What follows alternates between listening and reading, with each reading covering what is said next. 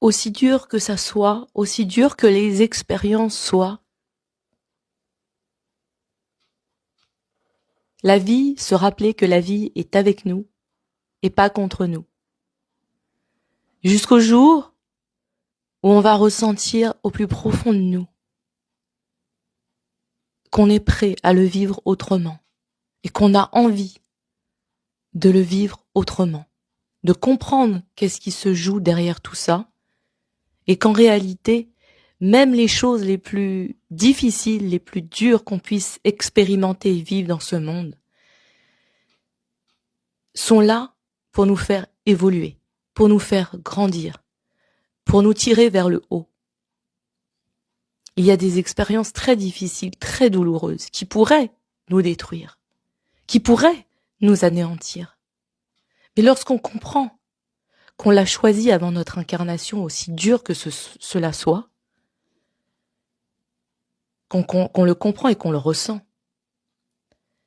et qu'on sait au fond de nous que c'est pour évoluer. Évoluer dans le sens, pour beaucoup d'entre nous, apprendre à s'aimer véritablement.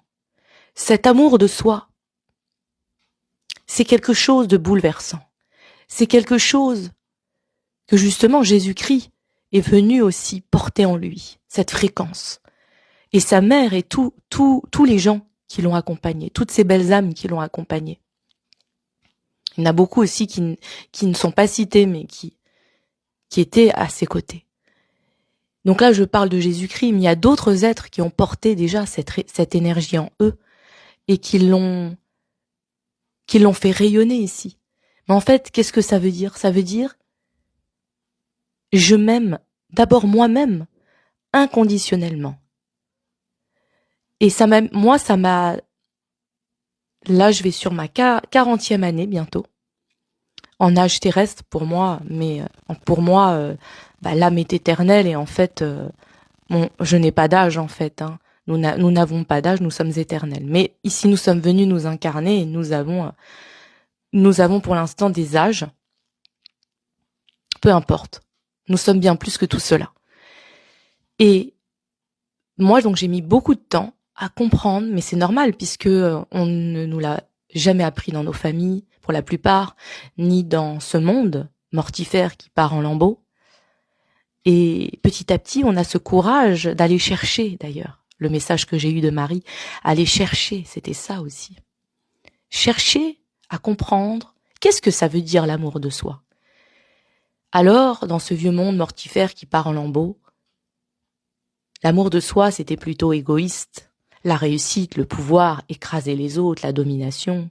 Et puis écouter son mental qui nous joue des tours et des illusions et qui nous fait aller sur des voies de perdition.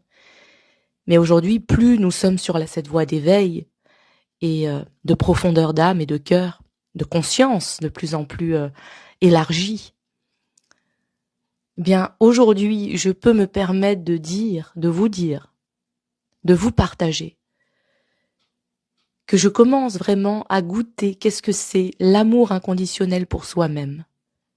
L'amour inconditionnel pour soi-même, c'est s'accueillir dans son entièreté, sans aucun jugement, avec de la compassion et de l'amour. Et se prendre dans les bras, comme me dit un très cher ami, se prendre dans les bras, comme nous aurions aimé que notre petit, peut-être souvent, nous aurions aimé être pris dans les bras. Et nous apporter tout l'amour pour nous-mêmes. C'est ça, pour moi, l'amour inconditionnel d'abord pour soi. Et c'est là où j'ai compris aussi que, maintenant, je comprends que quand je disais aux autres, à certains que je les aimais, je ne les aimais pas encore vraiment. Ou alors c'était au fond de mon âme quelque chose de plus sage, plus ancien. Mais en tout cas, quand c'était connecté plus au mental ou à autre chose parfois parce que ce mental nous joue des tours, eh bien en fait, c'était pas encore véritablement ça. C'est aimer. Aimer l'autre, qu'est-ce que ça veut dire aimer l'autre si nous ne nous aimons pas nous-mêmes? finalement, c'est pas véritablement de l'amour, c'est de la possession, c'est vouloir faire de l'autre ce qu'on veut, à notre image, et ça veut dire, je t'aime à condition que tu répondes à mes exigences, à mes attentes. Mais en fait, l'amour inconditionnel, c'est un amour libre, c'est accepter l'autre dans sa façon d'être, dans ses différences. Et quand on s'aime soi-même véritablement, on est capable après d'accueillir l'autre tel qu'il est. Voilà. Bien sûr, dans cette notion, ça va avec, notion de respect pour soi et pour l'autre. Et donc mes guides, Marie, tout ça, là ils m'ont dit, allez Alice, là il faut que tu transmettes, donc vas-y. Et là ils m'ont poussé, vraiment. Ils m'ont dit là c'est le bon moment, j'ai ressenti ma conscience, mon âme. On est très nombreux à avoir cru que être entre guillemets seul avec soi-même, c'était quelque chose à fuir.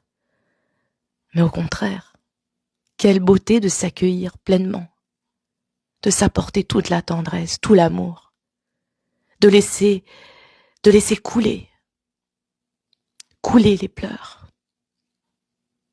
Parce que pour beaucoup, je sais que vous avez souffert. Beaucoup d'âmes ont souffert. Des âmes si pures, si belles, qui ont choisi ce chemin. Mais croyez ou croyez pas, mais gardez espoir. Si vous êtes encore en train de souffrir par moments. Parce que quelque part, vous êtes aussi en train de renaître. Vous êtes aussi en train de cicatriser. Vous êtes aussi en train de commencer à vous aimer. Vous êtes tellement nombreuses et nombreux. Vous me touchez, vraiment. Vous me touchez de par votre acceptation, quelque part, d'accueillir cet amour pour vous-même. Alors oui, le nouveau monde, c'est ça. C'est s'aimer soi-même pleinement. Et comme me disait un très cher ami, qui se reconnaîtra peut-être, pour moi, la plus belle chose qu'on peut enseigner à un enfant, dans ce monde à partir d'aujourd'hui, c'est d'apprendre à s'aimer soi-même d'abord, véritablement.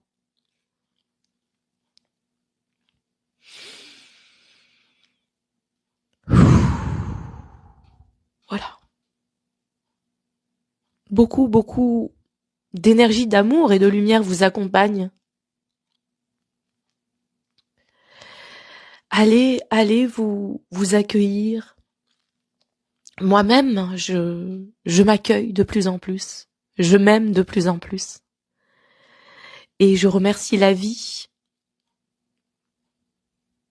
Je remercie la vie, la mère divine d'amour inconditionnel, cette énergie christique d'amour inconditionnel.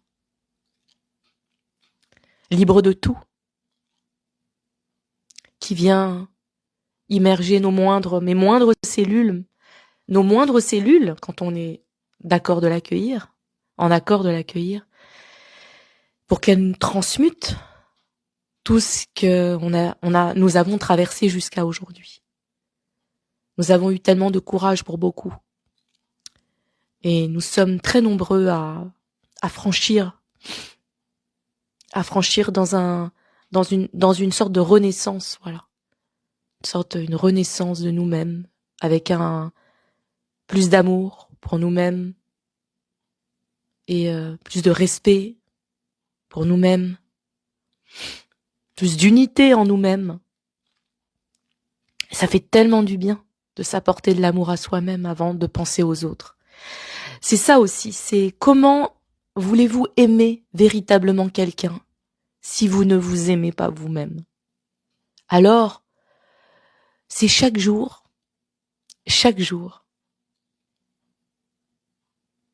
c'est un chemin, c'est une expérience, un choix tellement... C'est une grâce qu'on s'apporte à soi-même chaque jour. Et comme me disait ma grand-mère coréenne, le soleil, c'est mon ami, l'arbre, c'est mon ami, la terre est mon ami, l'oiseau est mon ami, la pluie qui ruisselle sur mon visage et mon ami. Je perçois les choses autrement.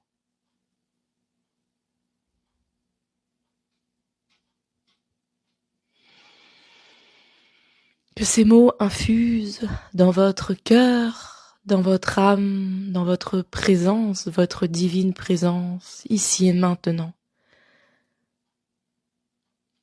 Que votre conscience continue de s'élargir, de s'expandre à partir de votre présence, ici et maintenant.